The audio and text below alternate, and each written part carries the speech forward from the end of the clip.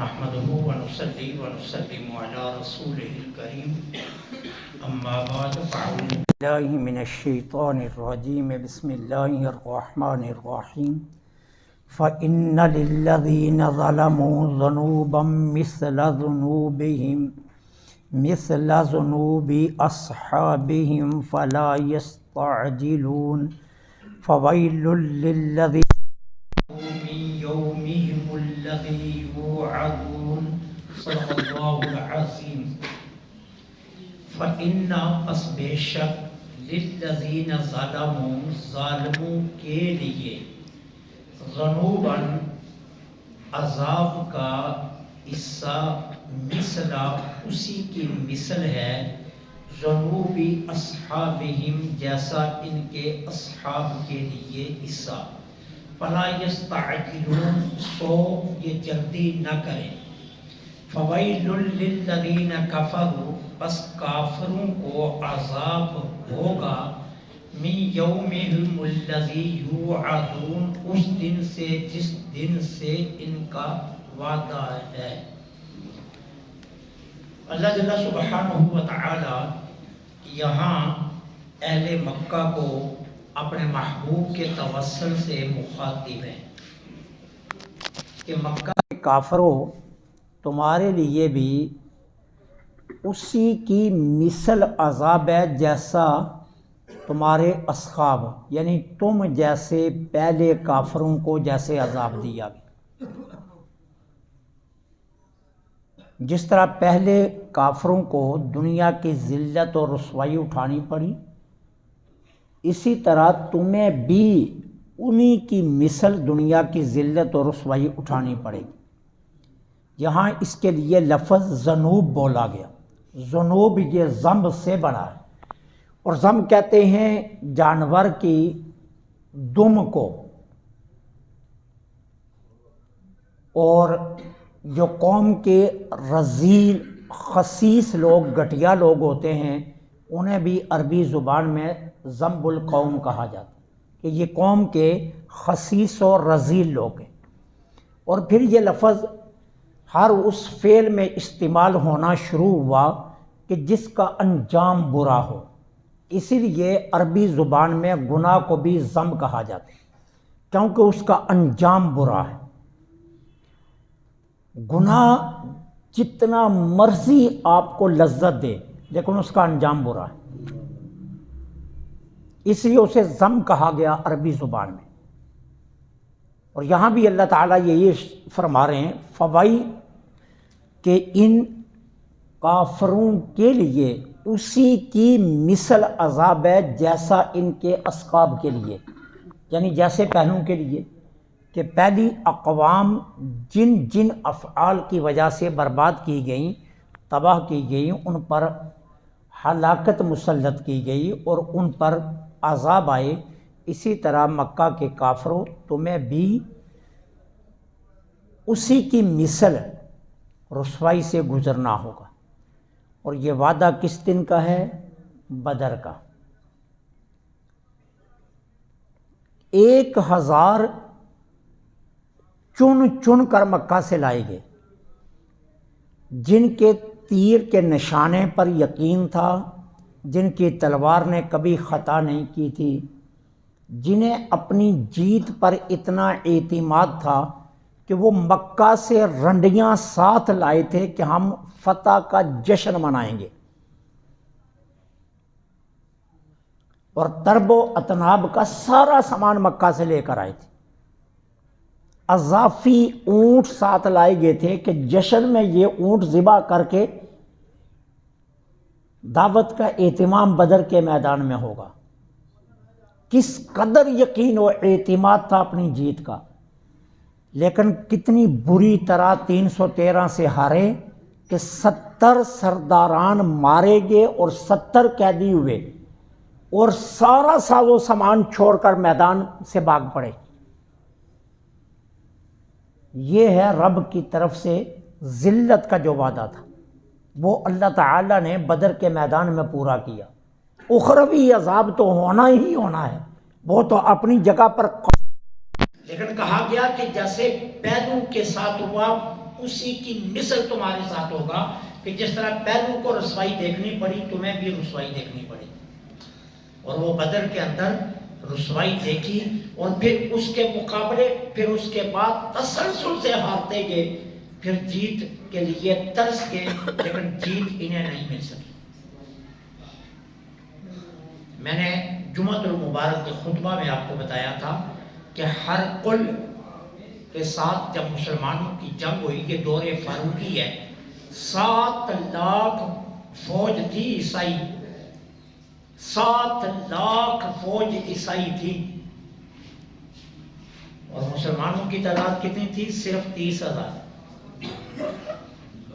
حضرت عبیدہ بن جراح سالار فوج تھے. جب سامنے 7 لاکھ کو دیکھا تو ایک لمحے کے لیے سکتے میں آ گئے.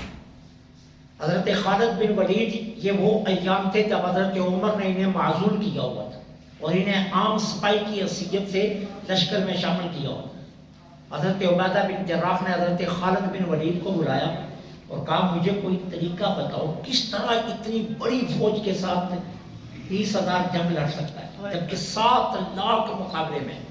اور پھر انہوں نے سازش کا کی, 60,000 وہ عربی عیسائی جو عرب سے تعلق رکھتے تھے انہیں ہر اول دستہ کر دیا تاکہ عرب آپس میں لڑیں.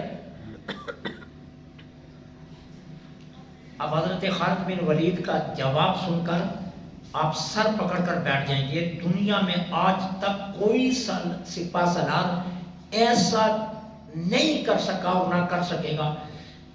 30,000 فوج ہے مسلمانوں کی. خالد بن ولید پتہ ہے حضرت ابو عبیدہ بن جراح کو کیا کہتے ہیں؟ صرف 30 صحابہ دے دو میں جنگ جیت لیتا ہوں. 7 لاکھ کے مقابلے میں صرف 30 صحابہ دے دو. ابو عبیدہ بن جراح بھی حیران ہو گئے, کہنے لگے خالد بن ولید یہ کیا کہہ رہے ہو؟ کہا بس مجھے جو بدر میں صحابہ گئے تھے نا وہ دے دو, اگر وہ نہیں ہے تو ان کی اولاد میں سے کوئی دے دو, بس پھر میں آپ کو جنگ جیت کر لگا. اور پھر وہی ہوا, یہ مسلمانوں نے یہ 7 لاکھ فوج سے جنگ جیتی ہے. اللہ نے رسوائی کا وعدہ کر کہ تمہیں اسی کی مثل عذاب دیا جائے گا, تمہاری تعداد کی طرف نہیں ہے. دیکھنا یہ ہے کہ رب کن کے ساتھ ہے. آج پوری دنیا ایک کفر جڑی ہوئی ہے, لیکن فلسطین کے بچے بچے کا حوصلہ دیکھو. آپ سوشل میڈیا پر دیکھتے ہوں گے 18 سال کا نوجوان ہے, وہ زخموں سے چکنا چور ہے, جان نکلنے لگی ہے, اور 10 سال کا بھائی پاس بیٹھا ہے, وہ روتا نہیں ہے. وہ بھائی کو کیا کہہ رہا ہے؟ بھائی مرنا تو ہے نا, لیکن مرنے سے پہلے کلمہ پڑھ لو. کتنا بڑا حوصلہ ہے. باپ نے اپنے ہاتھ میں بیٹے کو اٹھایا ہوا ہے اور بیٹے کی جان نکل رہی ہے, اور باپ روتا نہیں ہے, آسمان کی طرف دیکھ کر بیٹے کو کہہ رہا ہے بیٹے کلمہ پڑھ لے. رب کے پاس تو تم چلا ہی ہے, لیکن کلمہ پڑھتے ہوئے جا. دوسرا اللہ تعالیٰ ہی عطا فرماتا ہے, یہ اللہ کا وعدہ ہے. اس کے بعد فرمایا فلا یستعجلون, تم عذاب کی جلدی نہ کرو, عذاب تو آ ہی جانا ہے. کیوں؟ کفار بار بار کہتے تھے آپ جس عذاب سے ہمیں ڈرا رہے وہ آتا کیوں نہیں ہے, جس عذاب سے آپ ہمیں ڈرا رہے وہ آتا کیوں نہیں. ہر روز آپ مکہ میں آ کر کہتے ہو مکہ والو ارے باز آ جاؤ نہیں تو اللہ کا عذاب آئے گا, تو اس عذاب کو آپ لے کیوں نہیں آتے؟ اللہ فرماتا ہے جلدی نہ کرو, وہ عذاب آ ہی جائے گا. جس عذاب کو تم مانگ رہے ہو نا وہ عذاب آ کر رہنا ہے, لیکن ہم تمہیں سمجھا رہے ہیں کہ جلدی نہ کرو. فویل للذین کفروا, کافروں کو عذاب ہوگا اس دن سے جس دن سے وعدہ ہے. جس دن سے وعدہ اس دن سے عذاب ہوگا, اور ضرور بھی ضرور ہوگا. اور وہ دن وعدے کا کون سا تھا؟ ایک بدر اور دوسرا ہے قیامت کا دن. اس لیے محدثین و مفسرین اس آیا کے تحت لکھتے ہیں کہ ہر بندے کو ہر لمحے توبہ کرتے رہنا چاہیے, اپنی موت کی فکر رکھنی چاہیے, دنیا کی زیب و زینت میں کھونا نہیں چاہیے، اور دنیا کی عیش میں کھو کر اپنے آپ کو غافلوں میں شامل نہیں کرنا چاہیے۔ ہر لمحے اللہ سے توبہ، ہر لمحے اس کا ذکر رہنا چاہیے۔ کیوں؟ موت کا ٹائم مقرر ہے، موت کا وعدہ ہے، لیکن کسی کو پتہ نہیں موت کس وقت آئے۔ ممکن ہے انسان گناہ میں لگا ہو اور اسی آن موت آ جائے، پھر اپنے رب کو کیا منہ دکھائے گا؟ آپ کی زبان پر جھوٹ چل رہا ہے اور موت آ گئی، آپ حرام کا لقمہ چبا رہے ہیں، موت آ گئی، آپ بدنگائی کر رہے ہیں، موت آ گئی، آپ کسی سے دھوکے کی باتیں کر رہے ہیں، موت آ گئی، آپ کسی کا حق چھین رہے ہیں، موت آ گئی، پھر اللہ کو کیا منہ دکھاؤ؟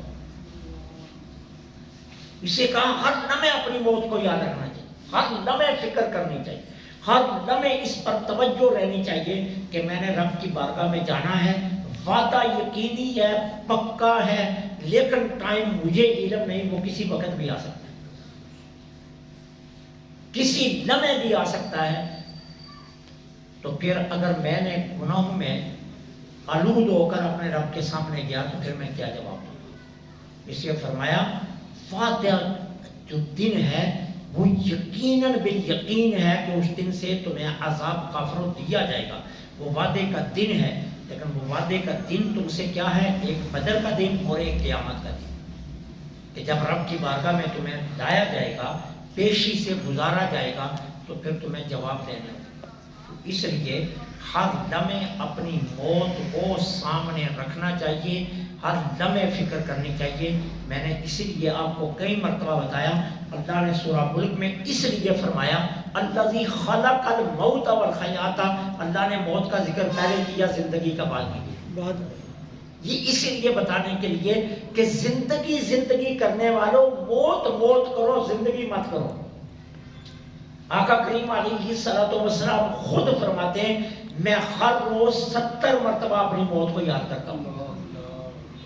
حضور فرماتے ہیں ہر روز میں 70 مرتبہ اپنی موت کو یاد کرتا ہوں۔ اور حضرت عمر بن خطاب رضی اللہ تعالیٰ عنہ بیٹھے ہوئے ہیں، شورا بیٹھی ہوئی ہے، صحابہ میں امیر المومنین بیٹھے ہوئے ہیں، ایک شخص دروازے پر آیا، کہتا عمر موت سے ڈر۔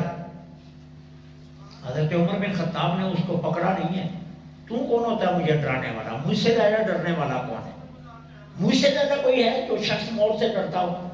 میں زمین کو ادب سے پڑھ رہا ہوں۔ حضرت عمر نے اسے کچھ جھٹکا نہیں ہے، فرمایا ادھر آ جا، پاس بٹھایا، فارغ ہوئے، کہا جو آج جملہ کہا نا یہ روز آ کر میرے دروازے پر کہہ جایا کر، میں تجھے تنخواہ دوں گا۔ ہر روز میرے دروازے پر آ کر یہ جملہ کہہ کر جایا کر، عمر موت سے ڈر اور میں تجھے وظیفہ لوں۔ اور حضرت عمر نے اس کا وظیفہ لگا دیا باقاعدہ طور پر، روز آتا حضرت عمر کے دروازے پر کھڑا ہو کر کہتا عمر موت سے ڈر۔ حضرت عمر خوش ہو، کوئی تو ہے مجھے موت سے ڈرانے۔ اور پھر ایک دن اسے کہا اب کل سے تجھے آنے کی ضرورت نہیں۔ اس نے کہا کوئی بے ادبی ہو گئی، گستاخی؟ کہا نہیں۔ اپنی داڑھی کو پکڑا آگے کیا، کہا اب یہ سفید ہو گئی ہے، یہ خود موت کا پیغام دے رہی ہے، اب تیرے آنے کی ضرورت ہے۔ تو ہر لمحے، ہر گھڑی، ہر وقت اپنی موت کو یاد رکھنا چاہیے، اور ہر گناہ کرنے سے پہلے سوچنا چاہیے اس گناہ کے دوران اگر میری موت آ گئی تو میں اپنے رب کو کیا بولوں گا۔ اللہ سے دعا ہے